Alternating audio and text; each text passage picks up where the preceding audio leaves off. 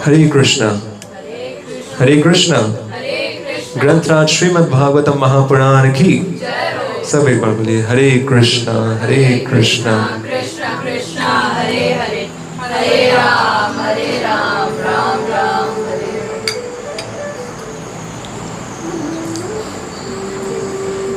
तो आप सबका श्रीमद् भागवतम के सप्ताह यज्ञ के चतुर्थ दिवस में स्वागत है। श्रीमद् भागवतम है क्या? निगम कल्पतरु गलितम फलम, मतलब जितने भी वेद शास्त्र उपनिषद हैं वो अगर वृक्ष है और उस वृक्ष का पका हुआ फल वो क्या है? श्रीमद् भागवतम महापुराण। और जैसे वृक्ष है एक, उसमें वृक्ष में क्या रस होता है? अगर आप वृक्ष को ऐसे बाइट करो, उसकी लकड़ी निकाल के खाओ, आपको रस आएगा और मुंह में कटाल रहेंगे। लेकिन उसी वृक्ष का फल आप खाओ, उसमें इतना अद्भुत रस आता है। अभी आम का सीजन चल रहा है तो आम को खाओ, कितना रस आता है। उसी वृक्ष को बाइट करो तो आपके दांत टूट जाएंगे। तो ये श्रीमद् भागवतम क्या है? समस्त वेद शास्त्र उपनिषद उनका पका हुआ फल है। और कौन सा फल है? जिसे शुक्र, जैसे एक वृक्ष पे कोई ट्री है, उस पे बहुत सारे फल हैं, तो एक तोता होगा ना, वो उसी फल को खाएगा जो सबसे ज्यादा मीठा होगा। और श्रीमद् भागवतम का जो रसपान है वो आरंभ में किसने किया है? शुकदेव गोस्वामी ने। तो उसकी वजह से श्रीमद् भागवतम का जो रस है ये और भी आनंददायक और भी ज्यादा मीठा हो गया है। तो श्रीमद् भागवतम में हम प्रवेश करते हैं। कल हमने जहां तक श्रवण किया था, कल किसे याद है हमने कहां तक श्रवण किया था? लास्ट टॉपिक हमने कौन सा लिया था? जय हो। देवती माता और कपिल मुनि का संवाद। तो प्रसंग को आगे बढ़ाते हुए अब हम प्रवेश कर रहे हैं चौथे स्कंद में। यहाँ पे मैत्री मुनि और विदुर जी के मध्य में ये संवाद चल रहा है। तो यहाँ पे मैत्री मुनि वर्णन कर रहे हैं कि स्वयंभू मनु की कितनी संतानें हुई थी? 5। आकुति, देवहूति और प्रसूति।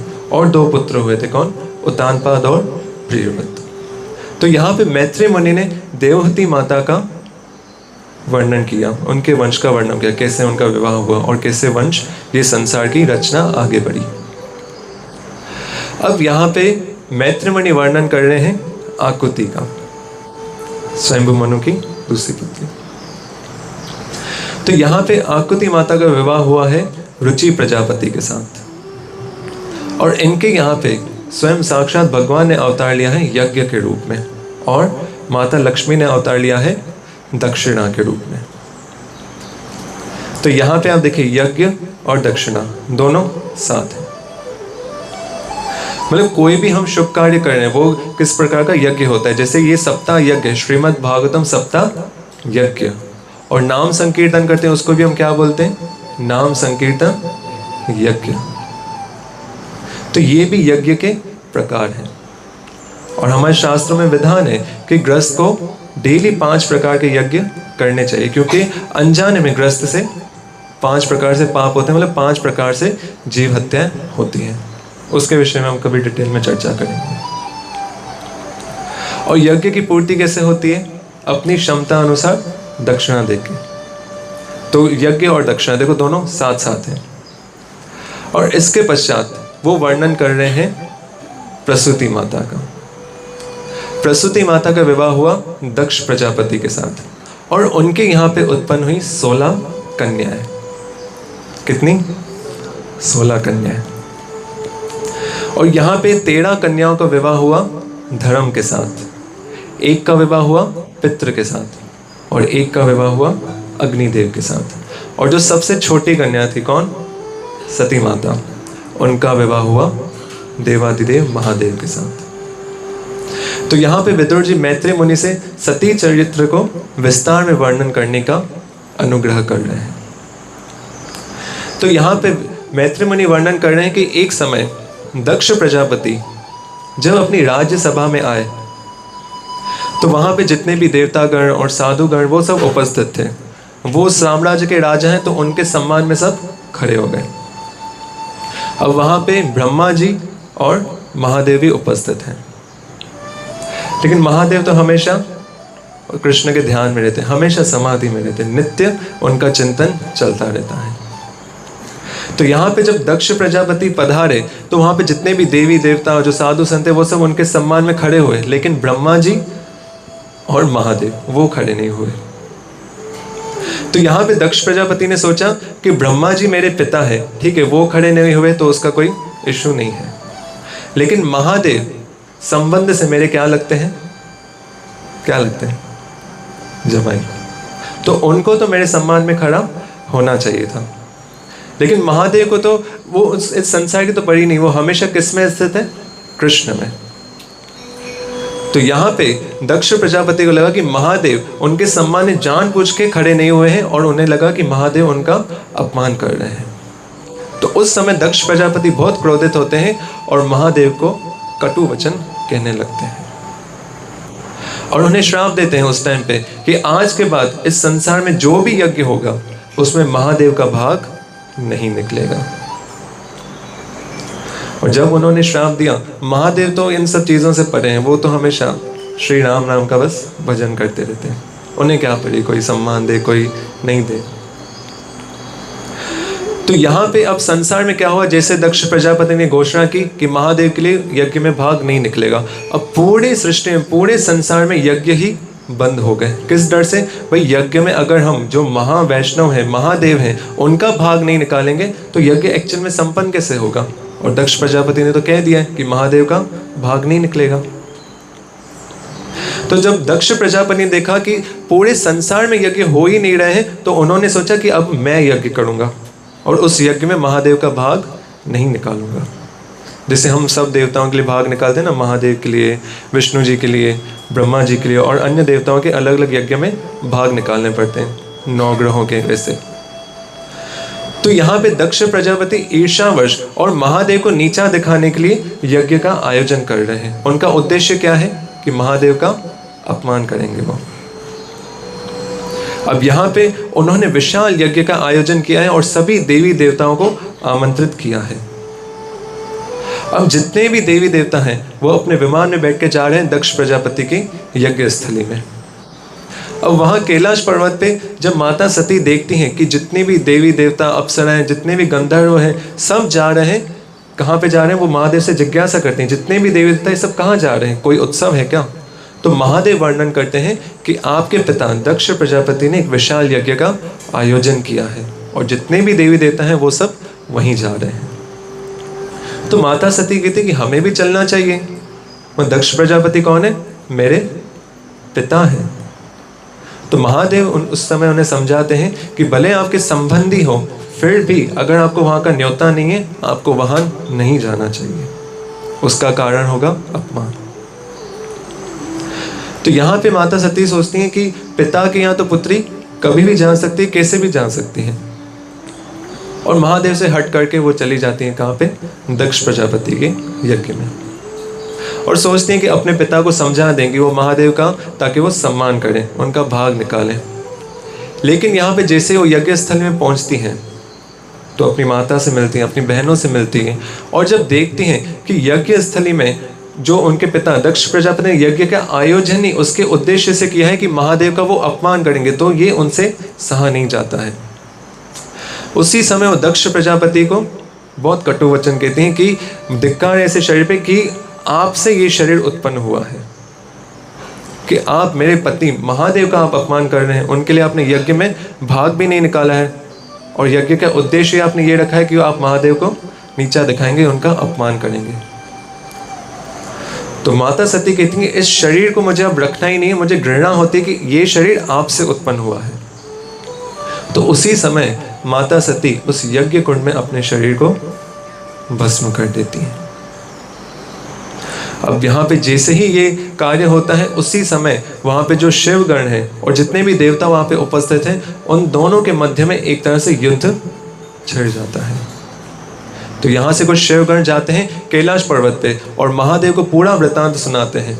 उससे महादेव बहुत क्रोधित होते हैं और अपनी जटाओं को अपनी एक जटा निकालते हैं और इसे पृथ्वी पे पटकते हैं, जिसमें से उत्पन्न होते हैं कौन? वीरभद्र। अब दक्ष प्रजापति की यज्ञ स्थली में वीरभद्र पहुंचते हैं और पूरे यज्ञ का विध्वंस कर देते हैं। और जितने भी देवतागण हैं ये रौद्र रूप देख के वहां से भाग जाते हैं और जाते हैं किसके पास? ब्रह्मा जी के पास। अब यहां पीछे यज्ञ स्थली में क्या हुआ?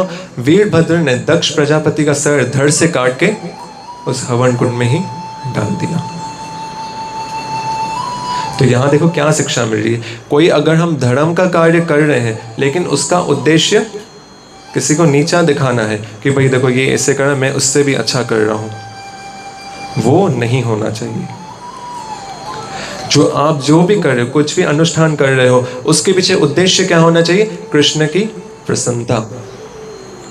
तो यहाँ पे जितने भी देवतागण हैं ब्रह्मा जी के पास पहुंचते हैं, उन्हें सब वृतांत बताते हैं। तो ब्रह्मा जी देवताओं को कहते हैं कि जब आपको पता था, जब आपको ज्ञात था कि यहाँ पे ब्रह्मा जी मतलब मैं और भगवान विष्णु दोनों उपस्थित नहीं होंगे, तो आप लोग उस स्थान पे क्यों गए?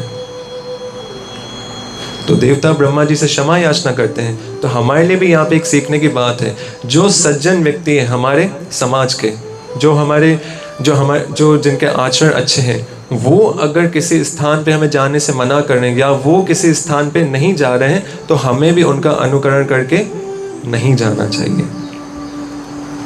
तो यहाँ पे ब्रह्मा जी समस्त देवताओं को लेके जाते हैं कैलाश पर्वत पे। और वहां पे कैलाश पर्वत पे जैसे ही पहुंचते हैं तो ब्रह्मा जी महादेव की स्तुति करते हैं, उन्हें प्रसन्न करते हैं। और वहां पे जब महादेव जी समस्त देवताओं को देखते हैं और ब्रह्मा जी को देखते हैं, तो महादेव जी कहते हैं उनसे कि मैं तो सदैव कृष्ण लीला का स्मरण करता रहता हूँ, हमेशा उसमें स्थित रहता हूँ। जो सांसारिक व्यक्ति हैं, जो संसार में जिनका मन रत है, मैं उनका चिंतन भी नहीं करता और उनसे दूर रहता हूँ। ये उपदेशामृत में एक श्लोक भी आता है कि 6 प्रकार के व्यक्तियों का संग करना चाहिए और 6 प्रकार के व्यक्तियों का संग नहीं करना चाहिए। और जिनकी रुचि भगवान की कथा में नहीं है, जो वैष्णव निंदा करते हैं, उनका संग हमें नहीं करना चाहिए। सब एक बार बोलिए हरे कृष्णा।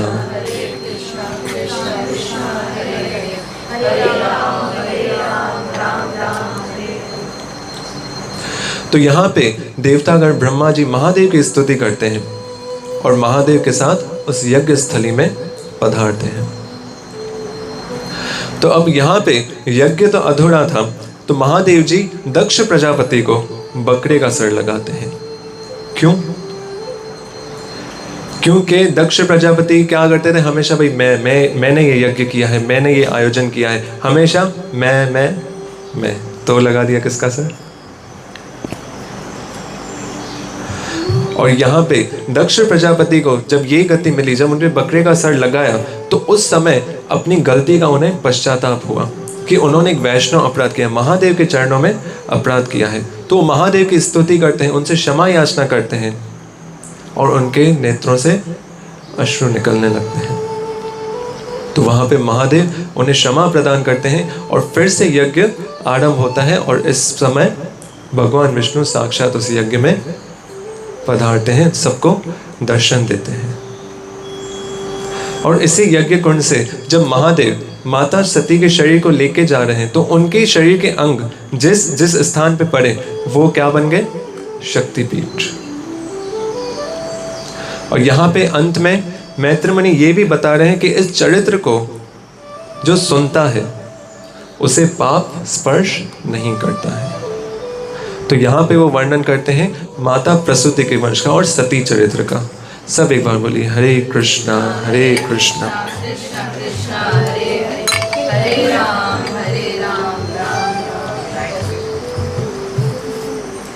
तो यहाँ पे जब मैत्री मुनि ने सती चरित्र का वर्णन किया है, तो अब वो वर्णन करेंगे उन 2 पुत्रों का। किनका? उत्तानपाद और प्रियव्रत।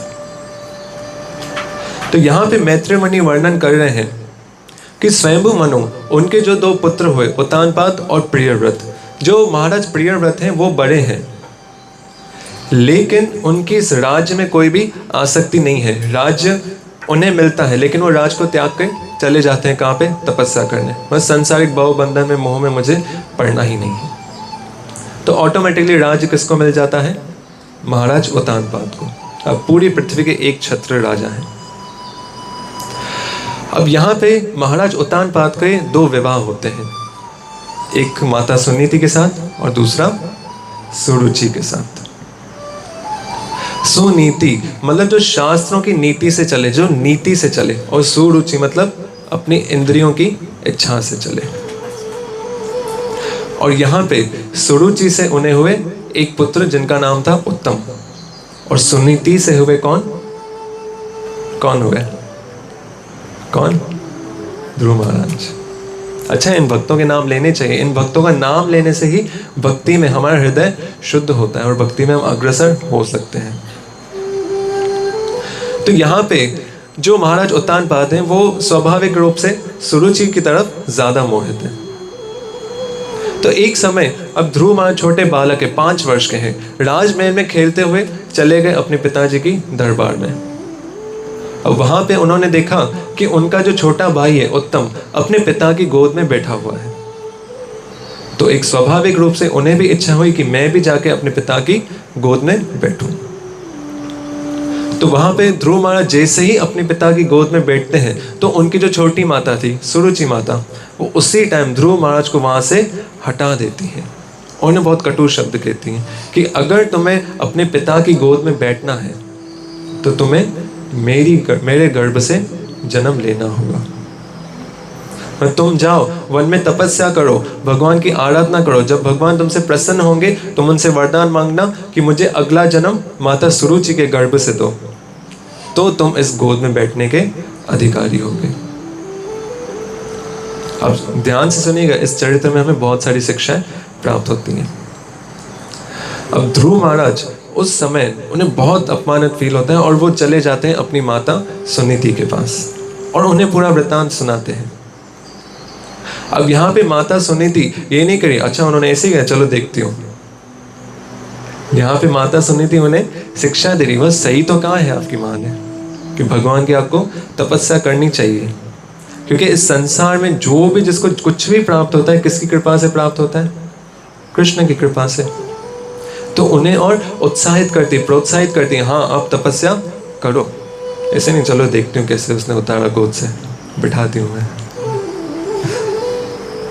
तो यहाँ पे ध्रुव महाराज छोटे से बालक है, 5 वर्ष के, निकल जाते हैं राजमहल से रातों रात और चल पड़ते हैं वन की तरफ। अब उन्हें पता नहीं है वो कहाँ जा रहे हैं, बस चल पड़े, बस वन में जाना है, तपस्या करनी। उन्हें बस इतनी सी बात पता है और उन्हें कुछ नहीं पता है। तो जब आप कृष्ण की तरफ बढ़ते हो ना, आपको मार्ग नहीं पता कृष्ण की तरफ कैसे आप जा रहे हो, तो अब आपका मार्गदर्शन कृष्ण स्वयं करते हैं गुरु के रूप में। तो यहाँ पे ध्रुव महाराज जब वन की ओर निकल पड़े हैं तो यहाँ पे भगवान विष्णु साक्षात भेजते हैं नारद मुनि को कि आप ध्रुव का मार्गदर्शन करो, क्योंकि कृष्ण तक हम डायरेक्ट नहीं पहुंच सकते, गुरु का सहारा लेना पड़ता है। अब यहाँ नारद मुनि पहुंचे हैं। ध्रुव महाराज ने नारद मुनि को देखा, अरे नारद मुनि आए साक्षात, तो उन्हें लगा अरे जय हो, नारद मुनि आएंगे तो मुझे इजी मार्ग बता देंगे कृष्ण तक पहुंचने का। अब जैसे ही नारद मुनि ध्रुव महाराज से मिले, नारद मुनि ध्रुव महाराज से कह रहे हैं, अरे तुम इतने छोटे से बालक हो, वन की ओर जा रहे हो, तपस्या करने, खेलने कूदने की उम्र है, खाओ पियो, राजमहल में तुम्हारे माता पिता तुम्हें ढूंढ रहे होंगे, जाओ फिर से राजमहल, क्या तपस्या करने जा रहे हो। तो अब यहाँ पे ध्रुव महाराज नारद मुनि को प्रणाम करने वाले थे, प्रणाम करते करते रुक गए, बोला नहीं आपको तो प्रणाम नहीं करूंगा मैं। भाई इतने महान संत सामने खड़े, प्रणाम नहीं करेंगे? बोला आप जितने भी जीव जगत के जो जीव हैं इस जगत में, उन्हें आप कृष्ण के निकट और लेके जाते हो, भगवान के निकट लेके जाते हो, और आप ही मुझे बोल रहे हो मैं भगवान के पास जा रहा हूँ, मुझे दूर जाने के लिए बोल रहे हो, फिर से बोल रहे हो राजमहल चले जाओ। ऐसे तो आप मार्गदर्शन नहीं करते हो। तो यहाँ पे जो नारद मुनि है ध्रुव की मतलब दृढ़ता का उसकी परीक्षा ले रहे हैं कि इसका संकल्प दृढ़ है या नहीं। तो देखते हैं भाई इसने तो पूरी ठान ली है, भाई क्षत्रिय खून है, उसने तो पूरी ठान ली, बस कृष्ण को प्राप्त करना है, तपस्या करनी है, तो मतलब करनी है। तो यहाँ पे नारद मुनि ध्रुव महाराज को 12 मंत्र की दीक्षा देते हैं कौन सा मंत्र? सबको तो पता ही होगा। ओम नमो भगवते वासुदेवाय, ओम नमो भगवते वासुदेवाय, ओम नमो भगवते वासुदेवाय। और उन्हें कहते हैं कहाँ पे जाओ? मधुवन में, जो कहाँ पे है? ब्रिजमंडल में। और किसके तट पे है? यमुना जी के तट पे। बोले इन शॉर्ट कहते हैं आप भाई वृंदावन जाओ, क्योंकि वहीं आपको मिलेंगे श्यामा श्याम। ओ मन चल वृंदावन चलिए, चलें क्या? ओ मन चल वृंदावन चलिए,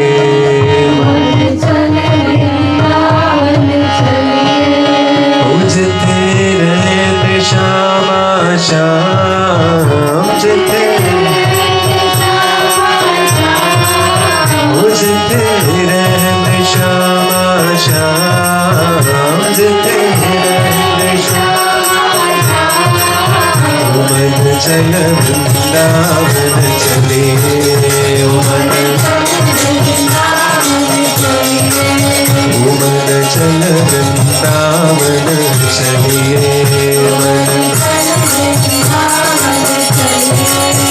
जिथे रहते श्यामा श्याम, जिथे रहते, जिथे रहते बेपरवाह, जिथे रहते मन चल वृंदावन चलिए, मन चल वृंदावन चलिए, मन चल वृंदावन चलिए। श्री वृंदावन। भागवत से हटके हम वृंदावन पहुंच जाएंगे। फिर से भागवत में आते हैं। तो यहाँ पे ध्रुव महाराज को नारद मुनि ने भेजा है, कहाँ पे? मधुवन में। अब ध्रुव महाराज यहाँ पे मधुवन में पहुंचे हैं, और ध्रुव महाराज ने भी यमुना जी में पहले स्नान किया, उसके पश्चात वो बैठे तपस्या करने। तो देखो आप सोच रहे हो, वृंदावन शायद द्वापर युग में आया होगा। ये वृंदावन अनंत अनंत काल से है, और काल का तो उस पर कोई प्रभाव पड़ता भी नहीं है। दुनिया नष्ट हो सकती है, लेकिन वृंदावन उसमें कभी उसका नाश नहीं हो सकता। कृष्ण का घर है, वो कैसे नाश होगा? तो यहाँ पे ध्रुव महाराज पहुंचते हैं मधुवन, यमुना जी में स्नान करके तपस्या करने लग जाते हैं। अब 5 वर्ष की आयु है उनकी, अब कर रहे हैं इतनी कठोर घोर तपस्या। अब यहाँ पे आप वर्णन सुनिए किस प्रकार वो तपस्या कर रहे हैं। पहले महीने में सिर्फ 3-3 दिन में वो फल फ्रूट इत्यादि खा के तपस्या कर रहे हैं। 3 दिन तक सिर्फ फल फ्रूट, 3 दिन में एक बार। फर्स्ट मंथ ऐसे निकला। अब दूसरे महीने में 6-6 दिन में सिर्फ जो वृक्ष से गिरे हुए पत्ते होते हैं उन्हें ग्रहण कर रहे हैं। कर सकते हो आप? नहीं, वो समय सत्युग था, उस समय लोग तपस्या करते थे, वो तपस्या का युग था। अभी सिर्फ संकीर्तन का युग है। हरे कृष्णा कृष्णा कृष्णा हरे हरे, हरे राम राम राम हरे हरे। दूसरे महीने में 6 दिन में सिर्फ एक बार पत्तों को ग्रहण करते थे। इसके बाद तीसरे महीने में 9 दिन में सिर्फ एक बार जल पीते थे।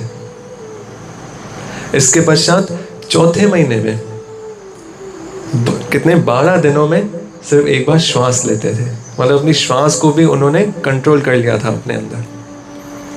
और 5वें महीने में उन्होंने वो भी छोड़ दिया, मतलब अपनी श्वास को पूरा स्थित कर दिया किसमें?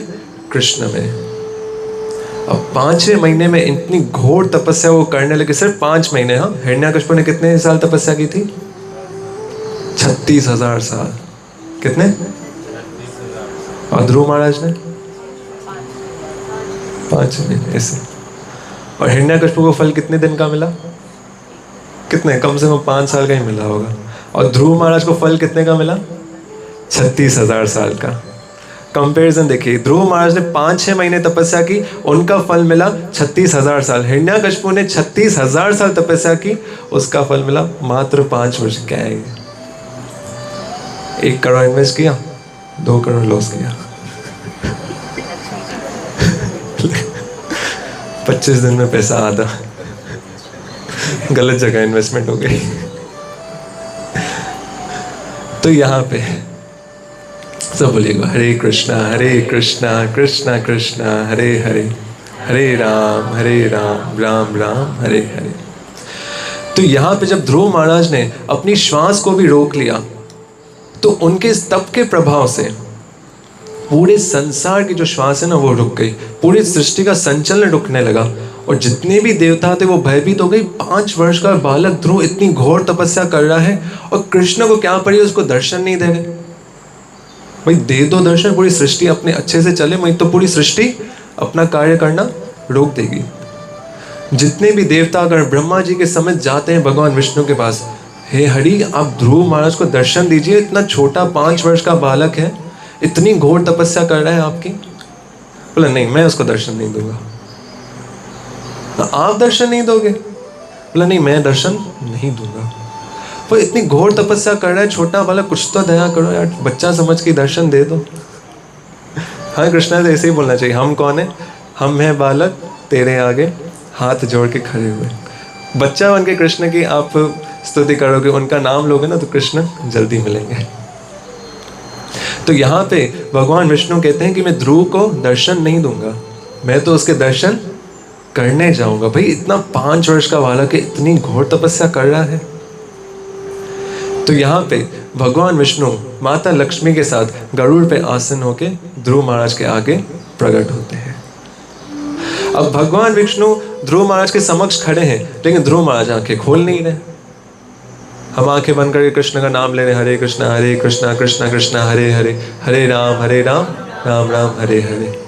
और सामने कृष्ण आ गए, हमारी आंखें बंद है, कृष्ण को याद करें, कृष्ण हमारे सामने खड़े, उनको देख नहीं रहे, आंखें बंद करके बैठे हुए। अब भगवान विष्णु सोच रहे भाई मैं इसके समक्ष साक्षात खड़ा हूं, ये आंखें नहीं खोल रहा, मुझे नहीं दिख रहा है, व्हाट इज दिस बिहेवियर।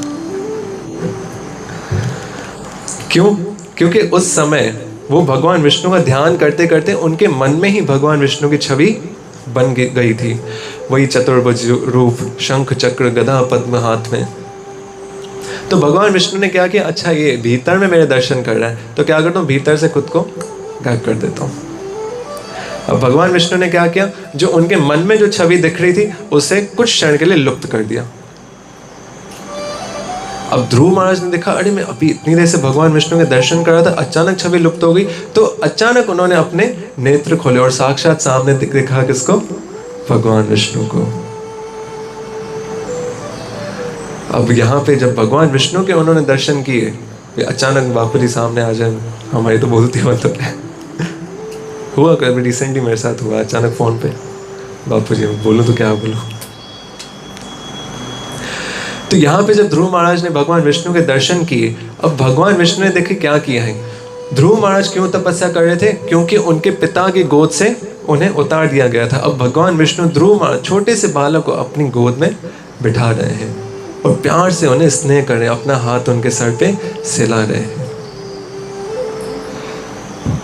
अब जैसे हमारे समक्ष साथ कृष्ण आ रहे तो उनकी स्तुति तो करेंगे ना, हे कृष्णा करुणा सिंधु दीन बंधु जगतपति गोपेश गोपिका कांता श्री राधा कांता नमस्तुते।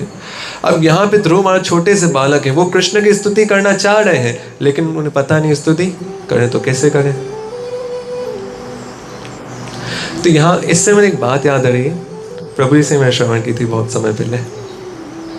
मैं एक समय भगवान के आगे, कृष्ण के आगे एक पिता पुत्र ऐसे प्रार्थना कर रहे हैं। जो बच्चा है वो भी अपने पिता को देख के ऐसे हाथ जोड़ के खड़ा है, आंखें बंद करके प्रार्थना कर रहा है। तो एक समय उसके पिता ने अपने बालक से पूछा कि तुम क्या प्रार्थना करते हो। चलो मैं तो प्रार्थना करता हूँ घर पे ऐसे शांति रहे, सुख संपत्ति ऐसे आती रहे, तुम क्या प्रार्थना करते हो, तुम्हें तो कोई ऐसे प्रार्थना पता नहीं, कोई श्लोक लोग भी अभी इतने याद नहीं है। छोटा बालक था वो।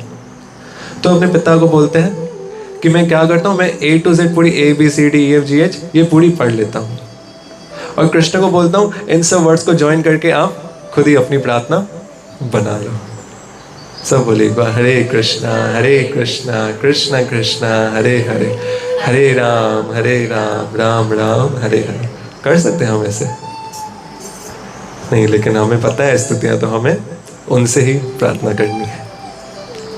तो बच्चे बहुत इनोसेंट होते हैं, कहने का तात्पर्य ये था। तब ध्रुव महाराज सोचे कृष्ण की मैं अभी भगवान विष्णु की स्तुति करूं तो लेकिन करूं कैसे, मुझे तो स्तुति पता नहीं है। तो यहाँ पे भगवान विष्णु उनके मन का भाव समझ जाते हैं और अपने शंख को उनके शीर्ष से स्पर्श करते हैं। अब यहाँ पे देखिए क्या होता है। अभी ये किसका युग चल रहा है? एआई का, आर्टिफिशियल इंटेलिजेंस। कौन सा इंटेलिजेंस? आर्टिफिशियल। अब यहाँ पे देखिए क्या है, ये कृष्णा इंटेलिजेंस है। एक टैप में समस्त वेदों का, पुराणों का, शास्त्रों का ज्ञान एक टैप में। और शंख को बस सर पे स्पर्श किया, पूरा ज्ञान उनके हृदय में आ गया और वहाँ पे वो भगवान विष्णु की स्तुति करते हैं। मैं बोलूँगा, आप भी पीछे बोलने का प्रयास करेंगे। ओम पूर्णमद पूर्णमिदं पूर्णात् पूर्ण उदच्यते पूर्णस्य पूर्णम् आधाय पूर्णमेवावशिष्यते। तो यहाँ पे ध्रुव महाराज भगवान विष्णु की स्तुति करते हैं और भगवान विष्णु उनसे बहुत प्रसन्न होते हैं और उनसे कहते हैं, मांगो पुत्र, तुम्हें क्या वर चाहिए। अब यहाँ पे देखिए ध्रुव महाराज ने क्यों तपस्या की थी। अपने पिता से भी विशाल साम्राज्य वो उनकी इच्छा थी। अपने पिता से मुझे बड़ा साम्राज्य मिले, पिता की गोद से मुझे उतार दिया था, पिता की गोद में मुझे बैठने का अवसर मिले। और यहाँ देखिए भगवान विष्णु ने साक्षात उसे अपनी गोद में बैठा दिया। अब और क्या मांगे। और जैसे ही भगवान का स्पर्श हुआ, उनकी जितनी भी सांसारिक इच्छाएं थी वो सब नष्ट हो गई। ध्रुव महाराज भगवान से कहते हैं, उनसे प्रार्थना करते हैं, मैं एक सांसारिक इच्छा लेके आपकी तपस्या कर रहा था, लेकिन आपके दर्शन पाते वो सारी इच्छाएं नष्ट हो गई। अब तो मुझे और कुछ चाहिए नहीं। और मैं कहाँ कांच के टुकड़े मांग रहा था, आपने तो मुझे अनमोल रतन दे दिया। अब साथ में रूबी हीरा है, उसके साथ ही कांच का टुकड़ा है, किसको सिलेक्ट करोगे आप? रूबी को ही सिलेक्ट करोगे ना। तो कांच के टुकड़े में मांगने के लिए था और यहाँ पे आपने मुझे तो अनमोल रतन प्रदान कर दिया। आपके दर्शन पाते ही जितनी भी संसार की इच्छाएं वो तो मेरी समाप्त हो गई। अब तो मुझे और कुछ चाहिए भी नहीं। अब मुझे आप इतना ही आशीर्वाद दीजिए कि आपके भक्तों की संगति हो, आपकी कथा सुनने का अवसर मिले, बस यही चाहता हूँ। तो यहाँ भगवान विष्णु फिर भी उन्हें आशीर्वाद देते हैं, क्योंकि उन्होंने इस इच्छा के साथ ही तपस्या की थी। हमारे लिए भी सीखने के लिए एक शिक्षा है कि भले ही कोई सांसारिक इच्छा हो, कि देवी देवता के शरण में जाएंगे तो नहीं जाओ वहां पे। किसकी शरण में जाओ? कृष्ण की। क्योंकि कृष्ण उस इच्छा को पूर्ण तो करेंगे, लेकिन पूर्ण करने से पहले उस इच्छा को शुद्ध करेंगे। तो जब आपकी वो इच्छा पूर्ण होगी ना, वो भी कृष्ण की सेवा में ही लगेगी। नहीं तो हो सकता है माया में ही फंस जाओ। समझिए कि इससे उदाहरण से आप समझिए, कृष्ण किसके समान है? हमारे पिता के समान है। जय हो। और देवी देवता वो एक शॉपकीपर के समान है। अब बच्चा है, उसको सर्दी है, जुकाम है, अपने पिता को बोलेगा आइसक्रीम मुझे खानी है, जिद करेगा, लेकिन उसका पिता उसे कैसे भी करके मना करेगा, डांट के भी। लेकिन वही जो बच्चा है दुकानदार के पास जाएगा और उससे मांगेगा, भाई मुझे एक आइसक्रीम दे दो, वो उसे दे देगा। उसके अच्छे बुरे का विचार करेगा? नहीं करेगा।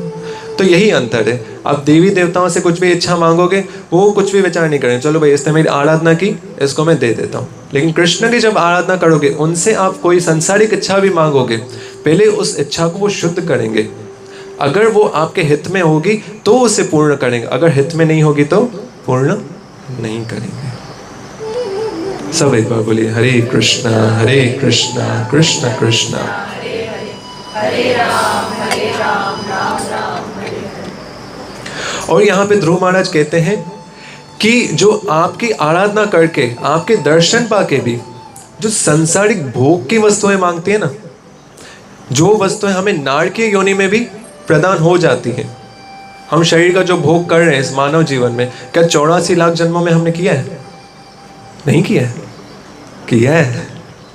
84 लाख जन्मों में हम सिर्फ शरीर का भोग ही करते हुए आ रहे हैं। एक रास्ते पे एक श्वान, एक कुत्ता क्या कर रहा है? शरीर का ही भोग कर रहा है। उसे पता है भक्ति क्या होती है, क्या होता है? कुत्ता, बिल्ली, शेर, जो भी है, गधा, सब शरीर का ही तो भोग कर रहे हैं।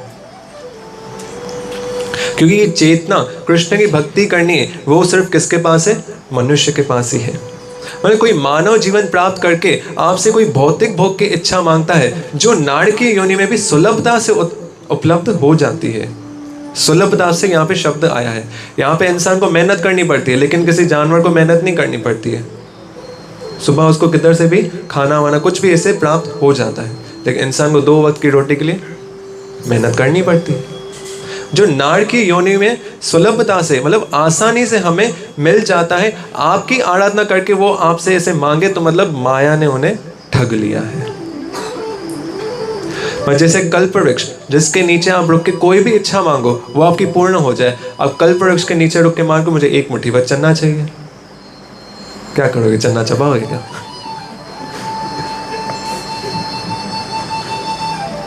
या किसी राजा के पास कोई ऐसे व्यक्ति पहुंचे और बोले भाई चलो मोदी के पास कोई पहुंच जाए, और मोदी बोले भाई क्या काम है? बोले 10 रुपए चाहिए। कैसा सौदा हुआ कि भाई? सब एक बार बोलिए हरे कृष्णा कृष्णा कृष्णा हरे हरे, हरे राम। तो यहाँ पे ध्रुव महाराज वही वर्णन कर रहे हैं कि आपकी सेवा में भी आके, आपकी पूजा करके, आपकी भक्ति करके कोई सांसारिक भोग की इच्छा मांगे तो मतलब माया ने उसे ठग लिया है, गलत सौदा हो गया है। तो यहाँ पे भगवान विष्णु ध्रुव के बिना मांगे ही उसे वरदान देते हैं कि जब तक आप इस संसार में हो तो इस पृथ्वी पे आप 36,000 साल राज्य करोगे, और इसके पश्चात आपको मैं वो लोक प्रदान करूंगा जो कभी प्रलय में कभी समाप्त नहीं होगा, वो भी वैकुंठ के समान ही उसका ऐश्वर्य है। प्रलय आएगी, सब संसार समाप्त हो जाएगा, लेकिन आपका लोक समाप्त नहीं होगा। और उस लोक का नाम ही उन्होंने क्या रख दिया? ध्रुव लोक। इंग्लिश में क्या कहते हैं? Pole star. और इसमें हमें एक और शिक्षा मिलती है कि ध्रुव लोक जो है वो स्थिर है। कृष्ण की भक्ति जब आप करोगे ना, तो जो संसार में जितनी भी भव बाधाएं सब आती है ना, उससे आपका मन विचलित नहीं होगा, आपका मन स्थिर होगा। तो यहाँ पे ध्रुव महाराज को वो ध्रुव लोक प्रदान करते हैं और 36,000 साल पृथ्वी पे राज करने का वरदान देते हैं। अब वहां पे माता लक्ष्मी भी उपस्थित होती है। अब देखिए छोटे से बालक है ध्रुव, हाँ, माता लक्ष्मी को देखते हैं कि माता आप, मैं जब भी तपस्या कर रहा था आप मेरी सहायता के लिए आती थी। माता लक्ष्मी पीछे आती है, देख भाई छोटा बालक है, कोई शेर वेर आसपास कोई जानवर उनको कष्ट नहीं पहुंचाए। मतलब मुझे पता चलता था आप आते हो मेरे पास, लेकिन मैं आपसे नाराज हूँ। बोले क्यों पुत्र, मेरे से क्यों नाराज हूँ? बोले आप तो माँ हो, आप चाहते ना उसी समय मुझे भगवान विष्णु के दर्शन करा देते, उनकी गोद में बैठा देते, लेकिन आपने नहीं बैठाया, तो मैं आपसे नाराज हूँ। तो उनके इस इनोसेंस को देख के माता लक्ष्मी और भगवान विष्णु अति प्रसन्न होते हैं, और माता लक्ष्मी उन्हें शिक्षा देती है कि अगर तुम तपस्या नहीं करते तो आज तुम्हारा जो नाम है भक्त ध्रुव के नाम से जो उन्हें जानते हैं वो ख्याति आपको प्राप्त नहीं होती। तो यहाँ पे भगवान विष्णु माता लक्ष्मी ध्रुव महाराज को दर्शन देके उन्हें वरदान प्रदान करके यहाँ से अंतर्ध्यान होते हैं। अब यहाँ पे ध्रुव महाराज लौट रहे हैं अपने राज्य की तरफ। पीछे 6 महीने व्यतीत हो गए। महाराज उत्तानपाद, उनकी दोनों माताएं, माता सुरुचि को भी बुद्धि आ जाती है कि एक छोटे से बालक को मैंने इतने कटु शब्द कह के वन में भेज दिया, तो उन्हें भी अंदर ग्लानि होती है। तो सब निकल पड़ते हैं ध्रुव महाराज को ढूंढने के लिए, तो मिलते नहीं है। और अपने राज में सब बैठे होते हैं, तो उसी समय उनके समक्ष छोटे छोटे पांव लेके चल के आते हैं कौन? ध्रुव महाराज। तो जैसे ही अपने पुत्र को आते हुए देखती हैं, माता सुनीति उनका आलिंगन कर लेती हैं, और उत्तानपाद महाराज वो भी अपने पुत्र को उठाते हैं, अपनी गोद में बिठाते हैं और उन्हें बहुत स्नेह देते हैं। माता सुरुचि भी ध्रुव महाराज से क्षमा प्रार्थना करती हैं कि मतलब मेरे शब्दों की वजह से आपको इतने कष्ट झेलने पड़े, इतने वन में जाना पड़ा। तो यहाँ पे कुछ समय व्यतीत होता है। इसके पश्चात ध्रुव महाराज युवा अवस्था में पहुंचते हैं और उनका विवाह होता है। किनके साथ? उनकी 2 पत्नियां हैं, ब्रह्मी और इला। यहाँ पे ध्रुव महाराज जैसे ही राज्य संभालने के लायक होते हैं, महाराज उत्तानपाद अपना पूरा राज्य ध्रुव महाराज को सौंप देते हैं और खुद चले जाते हैं तपस्या करने। सब एक बार बोलिए हरे कृष्णा।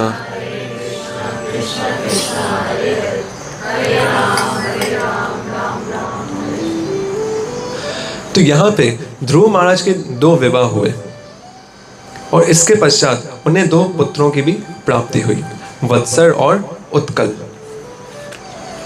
तो हमने जैसे यहाँ पे श्रवण किया था, उनके एक छोटे भाई भी थे। कौन, क्या नाम था, भूल गए? उत्तम, अति उत्तम। सब एक बार बोलिए, हरे कृष्णा कृष्णा कृष्णा हरे हरे, हरे राम राम राम हरे हरे। तो एक समय उनके छोटे भाई उत्तम जंगल में गए आखेट करने, शिकार करने।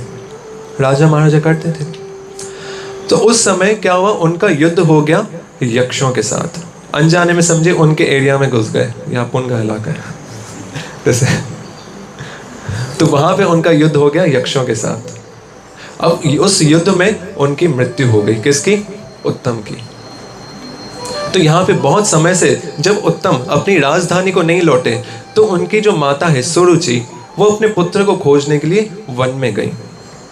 और उस समय क्या हुआ कि उस वन में फॉरेस्ट फायर बोलते हैं ना, दावाग्नि, वो लग चुकी थी। और उसी वन की अग्नि में उनकी माता सुरुचि भी जल गई। तब यहाँ पे जब ध्रुव महाराज को पता चला कि यक्षों के कारण उनके भाई की मृत्यु हुई और उनकी माता भी, उन्होंने भी अपना शरीर त्याग दिया, तो ध्रुव महाराज बहुत क्रोधित होते हैं और वो आक्रमण कर देते हैं यक्षों की नगरी अलकापुरी पे। अब वहां पे यक्षों के बीच में और ध्रुव महाराज के बीच में घमासान युद्ध होता है। अब वहां पे जितने भी इनोसेंट जो यक्ष हैं, अभी एक यक्ष ने उनके भाई की हत्या की थी, लेकिन ध्रुव महाराज क्या करते हैं, असंख्य यक्षों का संहार शुरू कर देते हैं क्रोधवश। अब यहाँ पे जब मनु महाराज ये दृश्य देखते हैं और वो सोचते हैं कि जो ध्रुव महाराज है ये कृष्ण के परम भक्त हैं और इनके द्वारा ये कार्य हो रहा है, तो ये उन्हें ये कार्य शोभा नहीं देता है। तो यहाँ पे मनु महाराज उस युद्ध के बीच में ध्रुव महाराज के पास पहुंचते हैं और उनसे कहते हैं कि ये जो युद्ध है ये आपको करना शोभा नहीं देता। क्यों? क्योंकि जितने भी जीव हैं वो अपने कर्मों के अनुसार ही फल भोगते हैं। और जो दया और क्षमा है, दया मतलब मर्सी, क्षमा मीन्स फॉरगिवनेस, वो तो एक वैष्णव का आभूषण होता है और आप तो परम वैष्णव हो। तो वहां पे वो ध्रुव महाराज को उपदेश देते हैं और उनसे युद्ध बंद कराते हैं।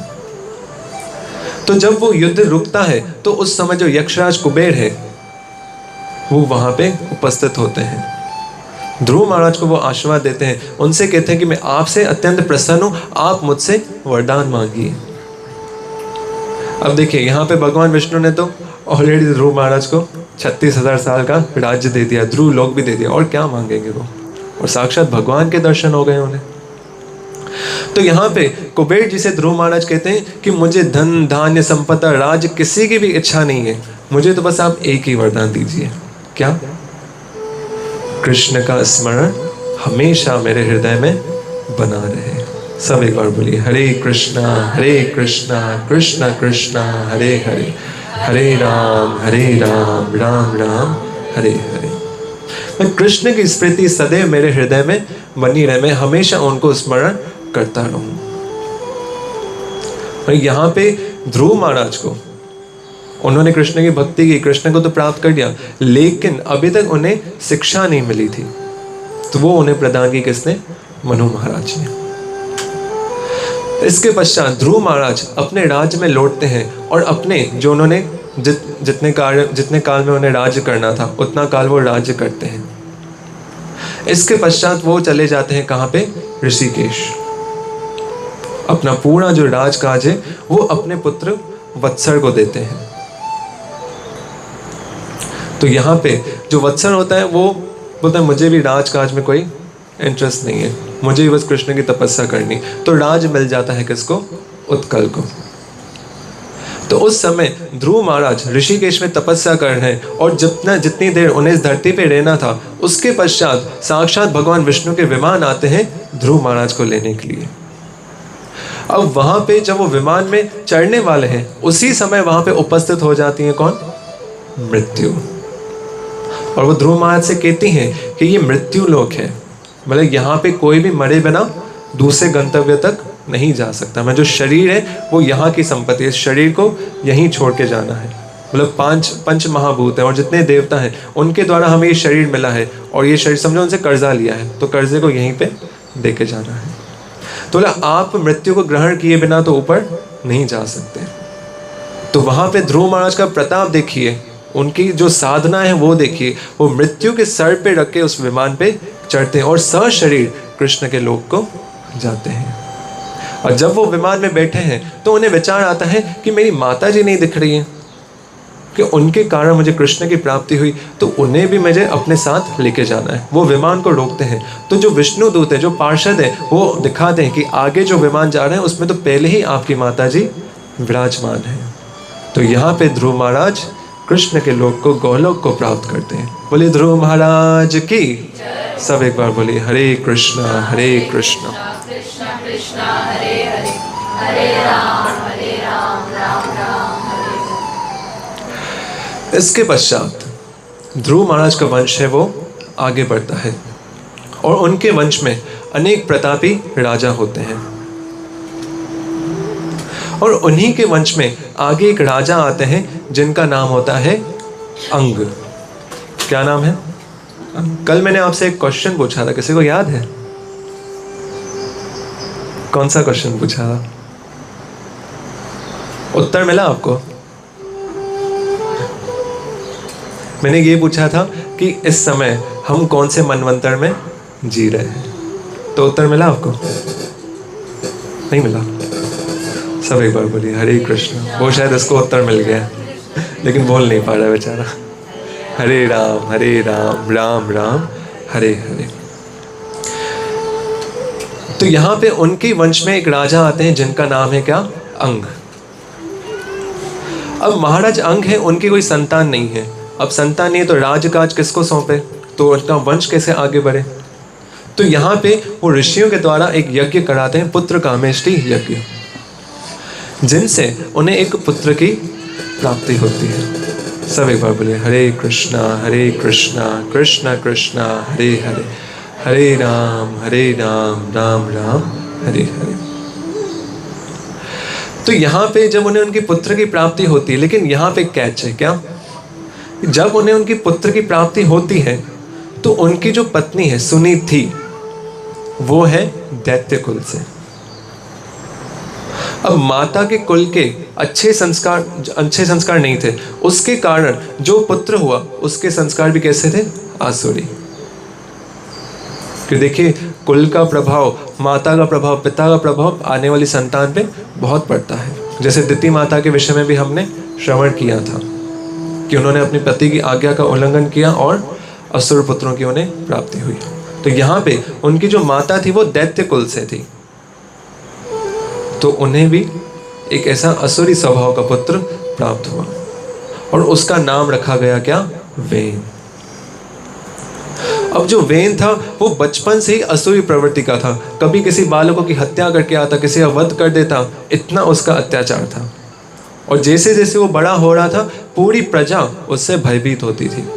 महाराज अंग उसे शिक्षा देते थे, धर्म की शिक्षा देते थे कि ये नीतिगत है, ये धर्म के विरुद्ध है, लेकिन वो उसे स्वीकार नहीं करता था और उल्टा अत्याचार करके आता था। तो यहाँ पे महाराज अंग ने सोचा कि जब मेरे पास पुत्र नहीं था उसका मुझे दुख तो था, अब जब पुत्र हुआ लेकिन वो कुपुत्र है, उसका मुझे अधिक दुख है। सब एक बार बोलिए हरे कृष्णा कृष्णा कृष्णा हरे राम राम। और अपने पुत्र के इस अत्याचार से वो परेशान होकर रातों रात उन्होंने अपना राजकाज छोड़ा और वन में चले गए तपस्या करने। अब सब राजाओं के विषय में यही सुनेंगे, अपना राजकाज पूरा करके कहाँ चले गए? वन में तपस्या करने, क्योंकि ये हमारा धर्म था। जब जीवन की एक आयु पूरी हो जाए, इसके पश्चात सब संसारिक जितने भी कार्य हैं उन सबको छोड़ के सिर्फ कृष्ण की भक्ति करनी है। अब यहाँ पे राजा अंग चले गए तपस्या करने। अब उनके जीवन में कैसी परिस्थिति बनी? ऐसी परिस्थिति बनी कि उनके पुत्र के कारण ही उन्हें दुख मिल रहा है। जैसे गौकर्ण और धुंधकारी के प्रसंग में भी हमने श्रवण किया था। पुत्र नहीं था तो दुख था, लेकिन जब पुत्र हुआ, कुपुत्र हुआ, उसका दुख अधिक था। तो जीवन में ऐसी परिस्थितियां बन जाती कि अपने आप ही वैराग्य उत्पन्न होने लगता है। वैराग्य मतलब विशेष राग, मतलब संसार से वैराग्य उत्पन्न होने लगता है और कृष्ण से जुड़ने लगता है। संसार से आसक्ति हटके कृष्ण में लगने लगती है। तो कभी इस संसार में आपको कुछ ऐसे लगे ना, भाई ये दुख दे रहा है, तो समझो उससे आपका वैराग्य हो रहा है। कृष्ण अपने और क्लोज लेके आ रहे हैं। सब एक बार बोलिए, हरे कृष्णा कृष्ण कृष्णा हरे हरे, हरे राम राम राम हरे हरे। तो मतलब जितना आपको संसार से वैराग्य आएगा उतना आप कृष्ण को सरेंडर होते जाओगे। अब राजा अंग ने अपना राजकाज छोड़ा और वन में चले गए तपस्या करने। पीछे कोई राजा तो था नहीं, तो ऑटोमेटिकली कौन राजा बन गए? वेन। अब उनकी प्रवृत्ति तो बचपन से ही असुरी थी। अब जैसे ही वो राजा बने, उन्होंने साम्राज्य में घोषणा करा दी कि आज से इस साम्राज्य में यज्ञ नहीं होंगे। तुम सबका भगवान कौन है? मैं नहीं, वेन। क्यों? क्योंकि जो राजा है वो भी भगवान का स्वरूप होता है। तो इस तर्क को लेके बोल रहे थे, भाई तुम लोगों का भगवान वेन है, तुम्हें यज्ञ वज्ञ किसके लिए करने? मेरे लिए यज्ञ करने। यज्ञ तो करो ही नहीं, किसके लिए यज्ञ करो? भगवान तो मैं हूं।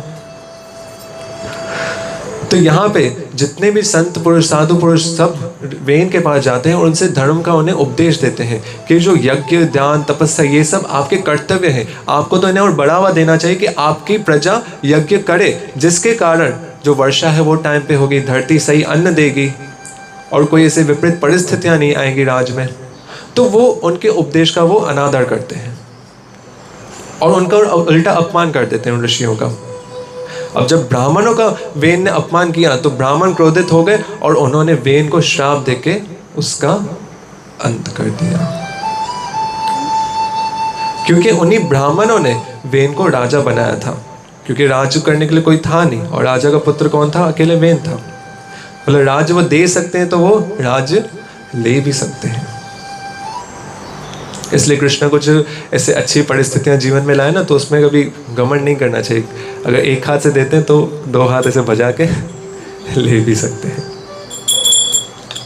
तो यहाँ पे जब राजा वेन की मृत्यु हो गई, वो साधु संत ऋषि मुनि वो तो अपने कार्य से चले गए वन में, वो तो तपस्या करते थे, लेकिन पीछे राज्य में अराजकता फैलने लगी। मतलब कि उनके राज्य में चोरियां होने लगी। जो प्रजा है उनके अंदर से डर निकल गया कि उनके ऊपर कोई राजा है, क्योंकि राजा होगा, कोई चोरी करेगा तो ही उसको दंड मिलेगा ना। अब दंड देने के लिए कोई है नहीं तो कौन दंड देगा? चोरियां बढ़ने लगी, अत्याचार बढ़ने लगा। तो ऋषियों ने सोचा कि वेन को हमने उसका अंत तो कर दिया, लेकिन उसके बाद तो कोई वंश में है नहीं। और ये जो वेन था किसके वंश में आया था? किसके वंश में आया था? किसके? हम किसके विषय में चर्चा कर रहे थे? ध्रुव महाराज। तो वेन आया था ध्रुव महाराज के वंश में। तो ध्रुव महाराज का वंश तो ऐसे खत्म नहीं होना चाहिए। तो जो ऋषि क्या करते हैं, वो राजा वेन को एक बड़े से पात्र में रखते हैं और उसमें उनका मंथन करते हैं। तो सबसे पहले उस राजा वेन के शरीर से एक काला सा बौना व्यक्ति उत्पन्न होता है। सब एक बार बोलिए, हरे कृष्णा कृष्ण कृष्णा हरे हरे।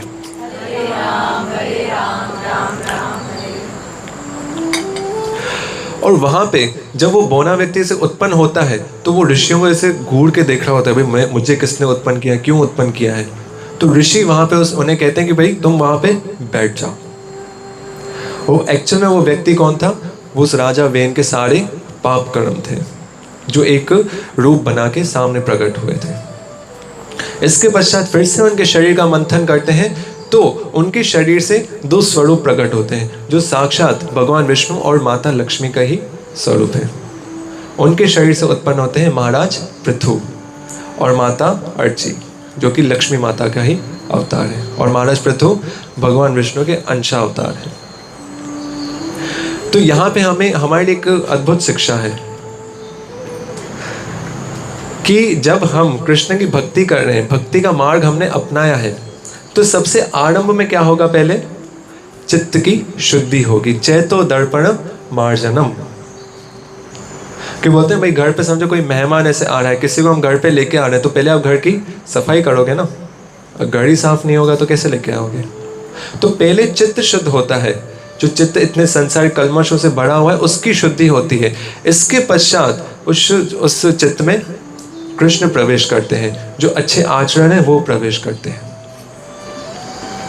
तो पहले चित्त की शुद्धि होगी, इसके पश्चात आचरण आएंगे। तो यहाँ पे महाराज पृथु को, जितने भी ऋषि मुनि साधु संत हैं, वो महाराज पृथु को राज्यकार सौंपते हैं और उन्हें राजा घोषित करते हैं, उनका राज्याभिषेक होता है। अब यहाँ पे महाराज पृथु का जैसे ही राज्याभिषेक हुआ, जितनी भी प्रजा है वो वहाँ पे उपस्थित हो गई और महाराज पृथु के गुणगान करने लगी कि आप तो इतने धर्मात्मा राजा हैं, जय हो आपकी।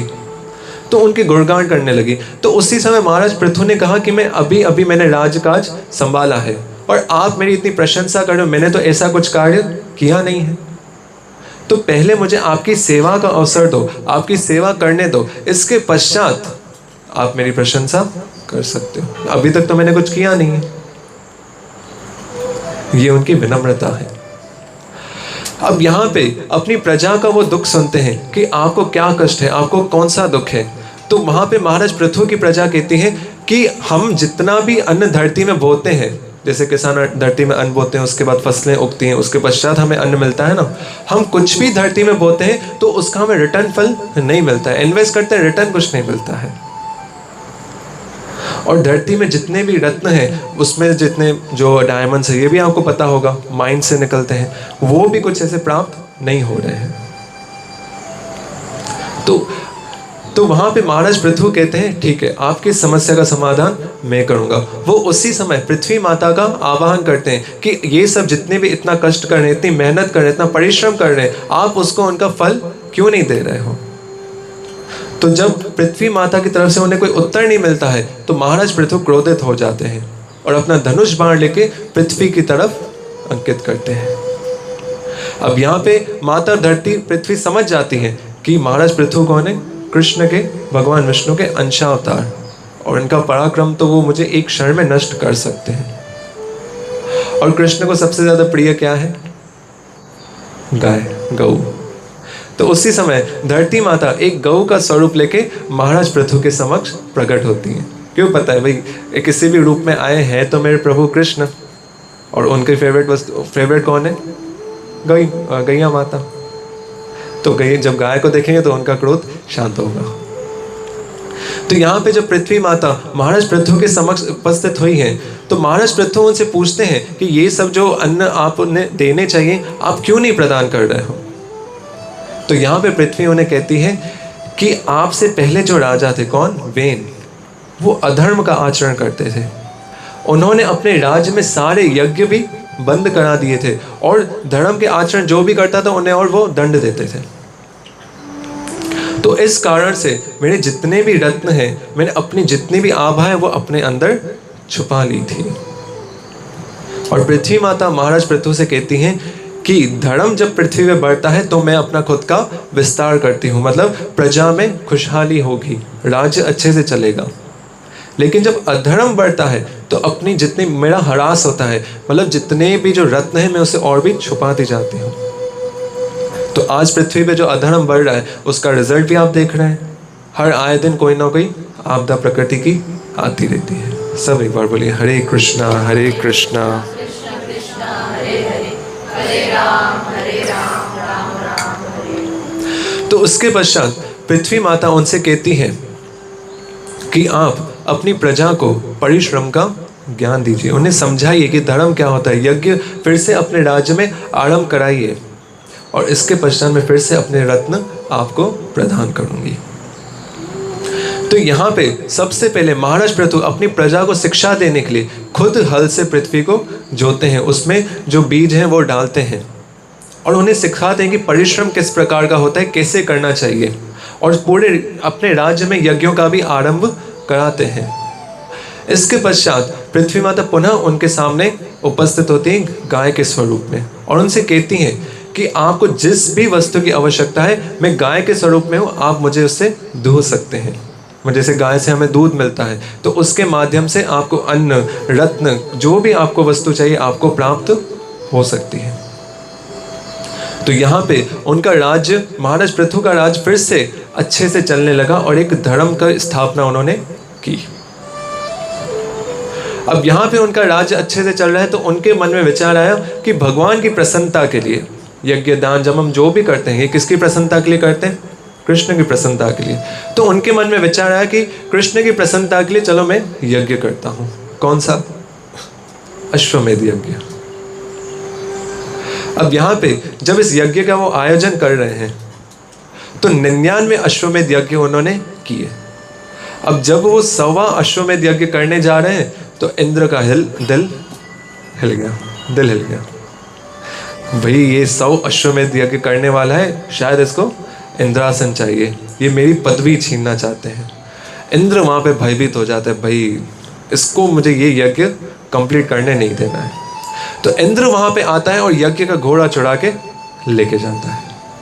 भाई कोई कितनी भी तपस्या करे, चाहे हिरण्यकशिपु करे, उसमें भी इंद्र भयभीत हो जाता है। यहाँ पे महाराज पृथु यज्ञ कर रहे हैं, फिर से इंद्र डर रहा है। विश्वामित्र तपस्या कर रहे हैं, फिर से इंद्र डर रहा है। तो यहाँ पे आप सोचो, जो स्वर्ग बोलते हैं ना, भाई स्वर्ग में जाएंगे वहाँ सुख मिलेगा। भाई देखो, जो स्वर्ग का राजा है उसको ही सुख नहीं है, तो आपको कहाँ से सुख मिलेगा वहाँ पे?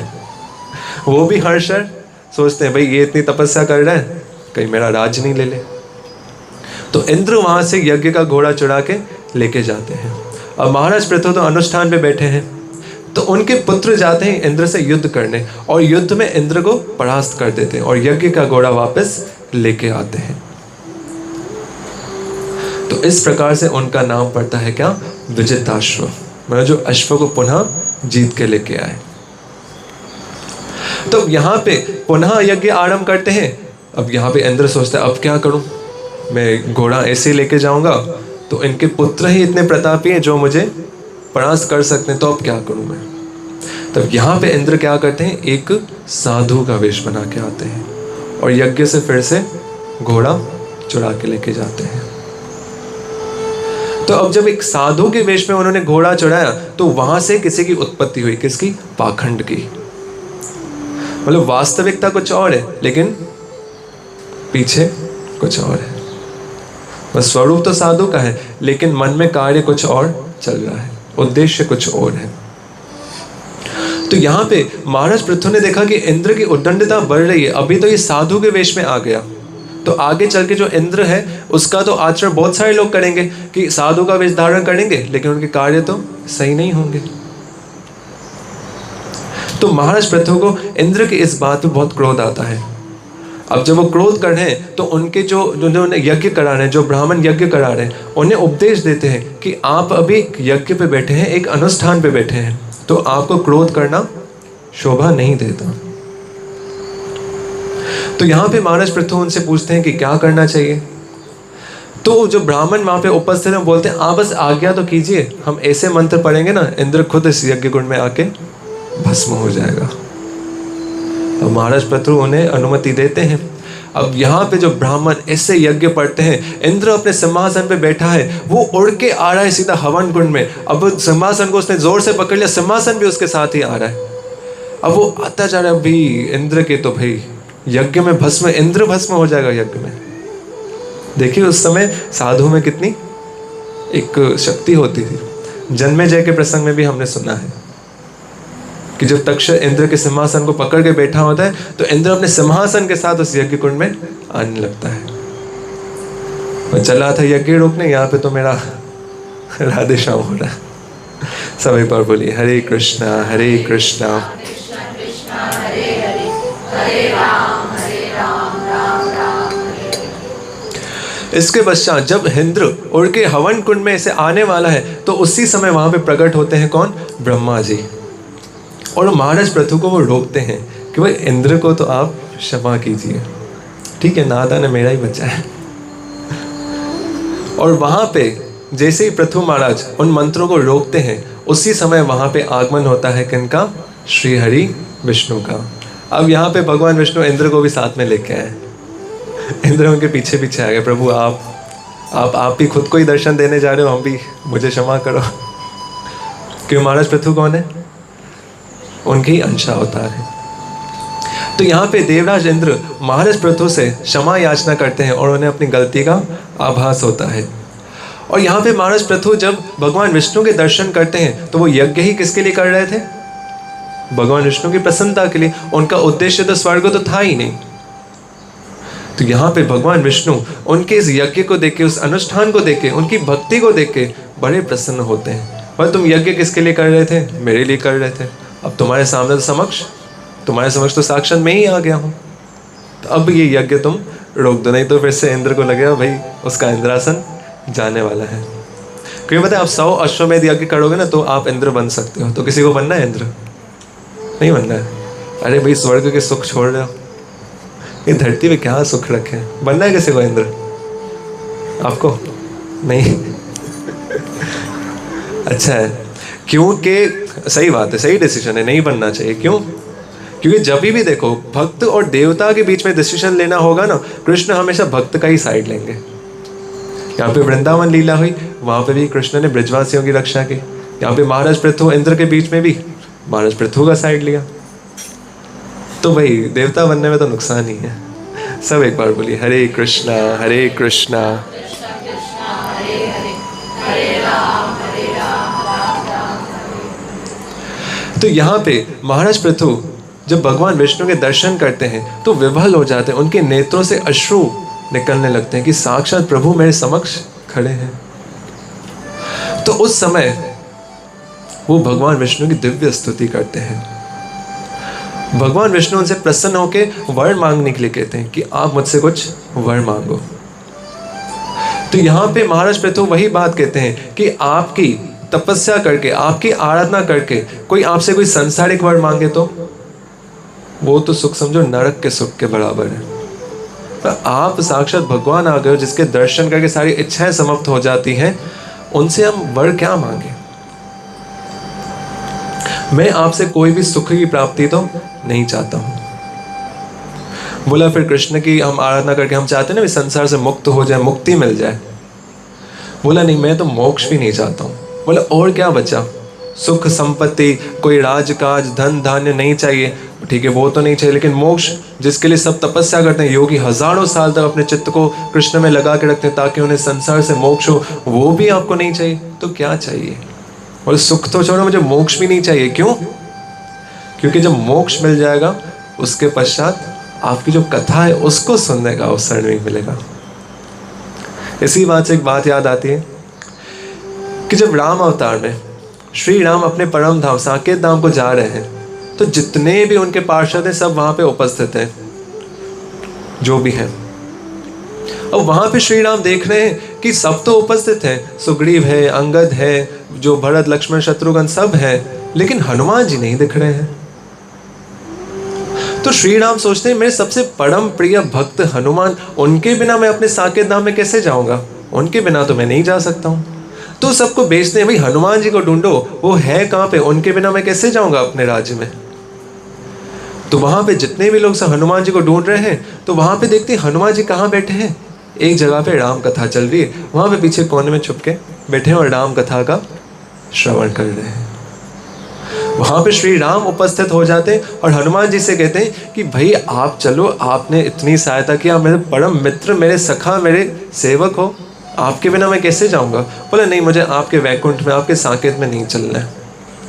पर हर कोई चाहता है मैं साकेत धाम में जाऊं क्योंकि वहां से जाके तो लौटना नहीं पड़ता है। पर नहीं, मुझे वहां पे नहीं चलना है, मुझे आपके धाम में कोई इंटरेस्ट नहीं है। बोला क्यों? पर ठीक है मैं आपके साथ चलूंगा, तो मैं जो चाहता हूँ मुझे वहां मिलेगा। बोला क्या चाहते हो? बोला मैं आपकी कथा चाहता हूँ, क्या आपकी कथा मुझे वहां सुनने को मिलेगी?